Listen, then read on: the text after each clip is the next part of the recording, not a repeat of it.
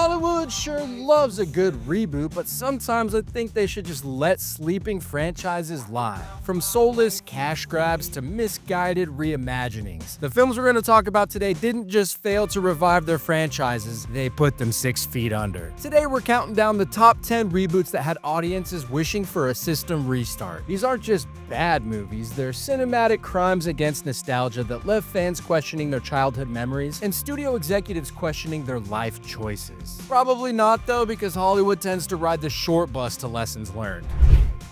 You suck, you jackass! Howdy, and thank you for clicking on this video to see what this jackass has to say. I appreciate you. So have you ever noticed how studios seem to think that a fresh coat of paint can fix all its problems? Well, these 10 reboots prove otherwise. They're so bad they'll have you appreciate the original films even more. This video will explain exactly why these reboots were amiss, providing context for why viewers felt let down and what they missed out on by not watching something better. And since this channel is a safe space for honesty, number 1 is easily a movie I would love to have the Men in Black show up and flash wipe from my memory bank. But instead, I'll just put it on a YouTube list that absolutely no one asked for. So without further ado, let's kick things off. You might be asking yourself, what's the difference between a remake and a reboot? It's actually a fair question. Those terms seem almost interchangeable nowadays, and they are a bit convoluted, so let's talk about them. A remake is a new film or TV series that retells the story of an earlier movie, but with a few changes. Think 1998's Psycho, which is a remake that is a near shot-for-shot retelling of the 1960 Hitchcock classic.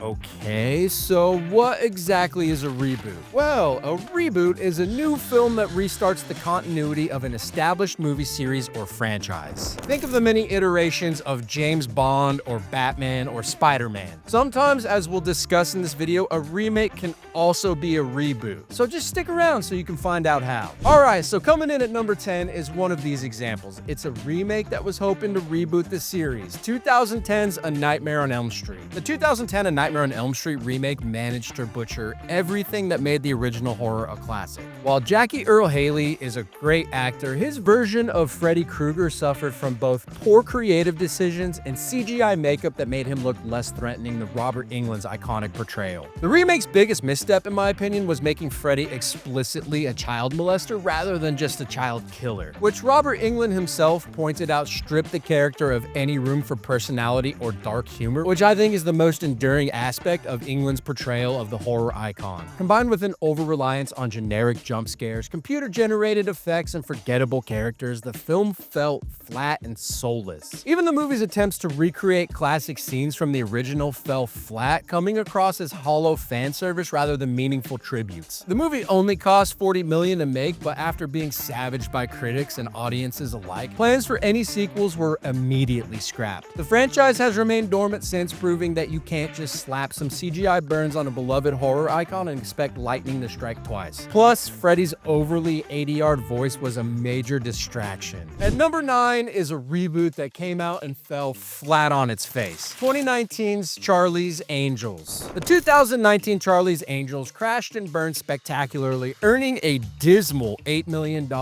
in its opening weekend. The film's failure had nothing to do with its female-led cast, despite director Elizabeth Banks' claim that men don't go see women do action movies. I guess Wonder Woman, Katniss Everdeen, Ellen Ripley, and 2000's Charlie's Angels can go fuck themselves, right? The reality is much simpler. Nobody asked for this reboot. The franchise had no real resonance with modern audiences, and the marketing failed to give anyone a compelling reason to give a shit. When pressed, Banks bizarrely dismissed the success of Wonder Woman and Captain Marvel, claiming they only succeeded because they were part of a male genre. I'm pretty sure action movies fall into that category too. The movie itself was painfully generic and self-conscious, replacing the original's fun factor with heavy-handed messaging that felt more like a feminist checklist than an entertaining action film. Even with Kristen Stewart's charismatic performance, the new Angels lacked the chemistry and star power that made the 2000s films work. When your movie can't even hit its modest $13 million projection target, maybe it's time to stop blaming the audience and accept that rebooting old properties without a fresh vision is a recipe for box office disaster. The franchise has since been grounded indefinitely, proving that even Angels can fall flat on their faces. Coming in at number 8 is a painful film, especially if you're a fan of the originals. 2006's The Pink Panther. The Pink Panther committed the cardinal sin of trying to replace the irreplaceable Peter Sellers with Steve Martin in a performance that felt more like a caricature of a caricature. Despite Martin's usual comedic talents, his over-the-top French accent and forced physical comedy made viewers cringe rather than laugh. The film reduced Inspector Clouseau to a complete buffoon, doing nonsensical things like electrocuting his nuts, which is a far cry from Sellers' masterfully crafted, bumbling detective whose actions at least had some connection to reality. Even with the star-studded cast that included Kevin Kline, Jean Reno, and Beyoncé, the movie relied on predictable jokes and childish slapstick that failed to capture the original sophisticated humor. Somehow, this mediocre attempt still made enough money, about $158 million worldwide, to warrant an even worse sequel in 2009. The follow-up managed to earn a pitiful 13% on Rotten Tomatoes and barely made back its $70 million budget. The franchise went from Pink Panther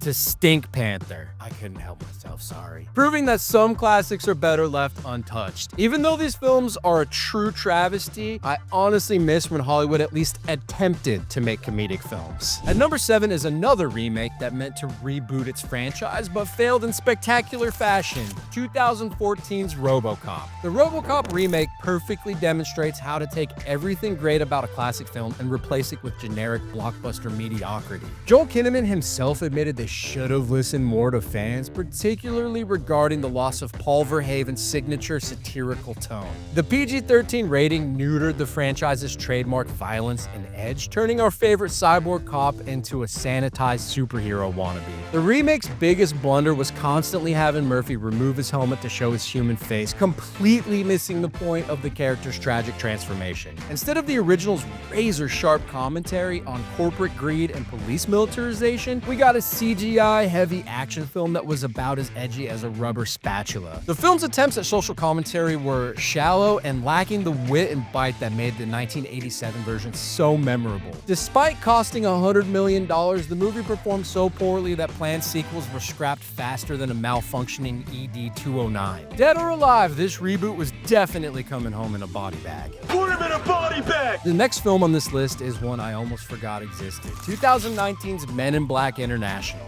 Men in Black International managed to take a beloved franchise about quirky alien policing secret agents and turn it into the cinematic equivalent of NyQuil. Despite the proven chemistry between Chris Hemsworth and Tessa Thompson from Thor Ragnarok, their characters in this film were bland and unlikable. The film also suffered from severe behind-the-scenes chaos with daily script rewrites and clashing visions between the director and producer that left both actors desperately hiring their own dialogue writers. And the result was a disjointed movie that felt directionless. Instead of practical effects and memorable alien makeup like the original's Edgar the Bug, the film relied almost entirely on forgettable CGI creatures. The villains known as the twins barely spoke and had all the menacing presence of disgruntled janitorial staff. Opening to a dismal $30.1 million and a brutal 25% on Rotten Tomatoes, the movie proved that not even Thor and Valkyrie could save this neuralized nightmare. Sony executives admitted there was simply no urgency to see this, and the planned franchise reboot was shelved faster than an illegal alien weapon. God damn, some of these movies suck. Anyway, at number 5, you'll find the very definition of a cash grab. 2019's Dolittle starring RDJ. Dolittle managed to take $175 million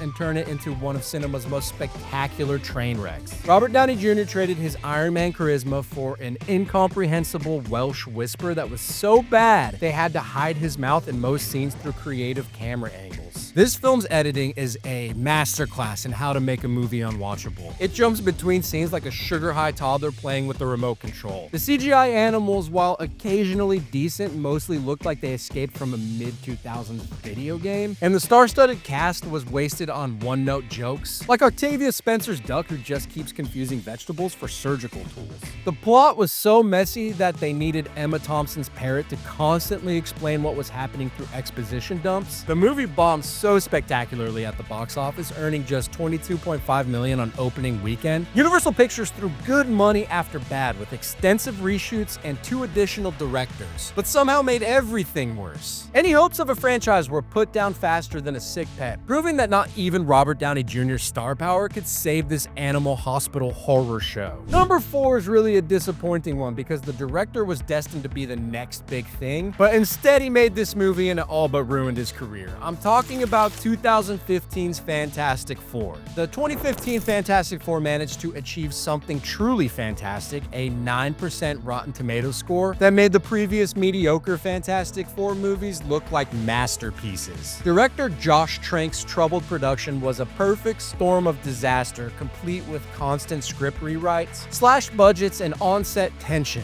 The movie spent so much time showing people building a teleporter that you'd think they were watching a science fair documentary instead of a superhero film. When the characters finally got their powers, they barely used them, saving all the action for a rushed finale that felt like it was edited in a blender. The film completely missed the core essence of the Fantastic Four, the family dynamic. Instead of the tight-knit group from the comics, we got 4 strangers who seemed like they met at an awkward networking event. Even Dr. Doom, one of Marvel's greatest villains, looked like he'd been attacked by a malfunctioning hot glue gun. The behind-the-scenes drama was so bad that Kate Mara had to wear an obviously fake blonde wig for reshoots, and the CGI for their mysterious planet looked like the screensaver graphics from Windows 95. The movie bombed so spectacularly that Fox abandoned any and all sequel plans because of this disaster. Fox eventually sold to Disney, so we're going to once again see this franchise reboot in 2025. But this time behind the banner of Marvel Studios. Look, I want to be excited, but I just can't get to that level. Not yet, anyway. Number 3 is a movie that I've heard some people online say that they like, but I've never actually met one in person.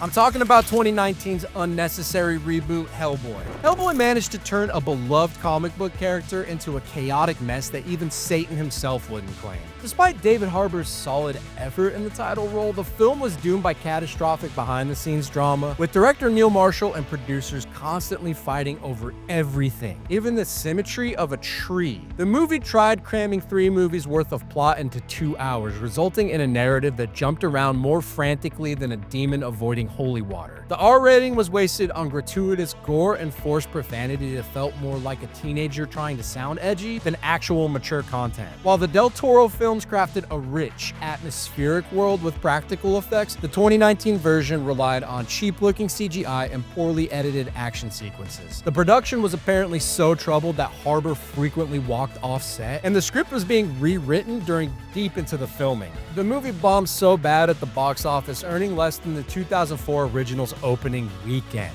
Any hopes for a franchise were banished back to hell, proving that sometimes the real demons are the studio executives who greenlight these misguided reboots. Coming in at number 2 is a movie so bad it destroyed an entire cinematic universe. 2017's reboot of The Mummy. So I have to say, the 1999 Brendan Fraser vehicle is an infinitely watchable gem that is just a great spectacle. I absolutely adore that movie. Anyway, the 2017 Mummy managed to kill Universal's dark universe. Tom Cruise's creative takeover led to constant script rewrites from 6 different writers, resulting in a movie that felt like it was cobbled together from pieces of better films. The behind-the-scenes chaos was legendary, with director Alex Kurtzman struggling to maintain control, while Cruise essentially directed the movie himself, micromanaging everything from action sequences to editing. The result was a film that couldn't decide if it wanted to be an action movie, horror film, or comedy, and honestly, it failed spectacularly at all 3. The movie was so desperate to launch its dark universe that it ground to a halt for a 20-minute exposition dump about monster hunting organizations. Even the CGI-heavy action sequences felt hollow, with a pointless London sandstorm that served no purpose other than to burn through the special effects budget. Sofia Boutella's Mummy was reduced to looking hot and bandages. I mean, she did look hot. While the forced romance between Cruise and Annabelle Wallis had all the chemistry chemistry of a decomposed corpse. The film bombed so badly that Universal's planned slate of monster movies, including Johnny Depp as the Invisible Man and Angelina Jolie as the Bride of Frankenstein, were all buried in the tomb of abandoned franchises. Thank Christ. And last but not least, the top spot on this silly little list should be no surprise to anyone who hasn't lived under a rock for the last decade. This is a movie that pretty much turned movie studios against the fan base, and a whole new way to blame a movie's failures was born. I'm of course talking about 2016's horrendous Ghostbusters. The 2016 Ghostbusters reboot managed to turn a beloved franchise into a $70 million loss for Sony. The behind-the-scenes drama was more entertaining than the actual movie, with director Paul Feig and the studio constantly battling over creative control, leading to 6 different writers trying to salvage the script. Instead of focusing on making a good movie, the production became more concerned with managing the egos on set. There were reports of frequent fights between cast members over equal screen time, and Kristen Wiig allegedly spent most of her time hiding in her trailer, lamenting her involvement in what she considered a disaster. The movie replaced the original's practical effects and puppetry with generic CGI that looked more like a theme park attraction than a supernatural threat. When fans expressed their disappointment, Feig and the cast chose to attack them rather than address the legitimate criticisms about the film's quality, writing, and tone. I mean, you're definitely a sexist bigot if you thought this movie was dog shit, right? The final product was a mess of forced humor and one-dimensional characters that failed to capture any of the original's charm. Even Ernie Hudson diplomatically pointed out that while Paul Feig isn't a bad director, slapping the Ghostbusters name on an unrelated ghost hunting movie was never going to satisfy fans. The only genuine bright spot was Chris Hemsworth's himbo receptionist Kevin, who somehow managed to squeeze actual laughs out of the painfully unfunny script, while everyone else floundered with forced improv. The film became so politically charged that Feig himself later admitted it hurt the movie, saying audiences don't want to go to a cause, we just want to watch a fucking movie. The franchise was quickly rebooted again with Ghostbusters Afterlife, which actually respected the source material and found success with both critics and audiences. I think it's alright. As we wrap this journey through the land of cinematic despair, remember, not all reboots are doomed to fail. Hell, there's a lot of good ones out there. Some have managed to redeem their franchises, but these 10, well, they're the cautionary tales of Hollywood's reboot graveyard. Thank you for joining me on this scathing adventure. If you've ever felt let down by a reboot, or if you're curious about the behind-the-scenes blunders that led to these disasters, give this video a thumbs up, share it with a fellow movie buff, and let's keep this conversation going in the comments. Also, subscribe. You'd be doing me a favor. So tell me, which reboot do you think was the biggest letdown? And if you have any ideas for a reboot that could actually work, I'm all ears. If you're curious about a new movie coming out but aren't sure if it's worth your time and money, head on over to the shorts section on my channel to see all the latest reviews of the latest and greatest. I watch a lot of dog shit reboots, so you don't have to. As always, the opinions in this video are mine and mine alone, but what do I know? I'm but a mere jackass. I'll try to do better next time. Catch you later, friends. That talks too much. I'm just a jackass of all trades, don't know shit. I'll keep on talking, acting like I'm so legit. From politics to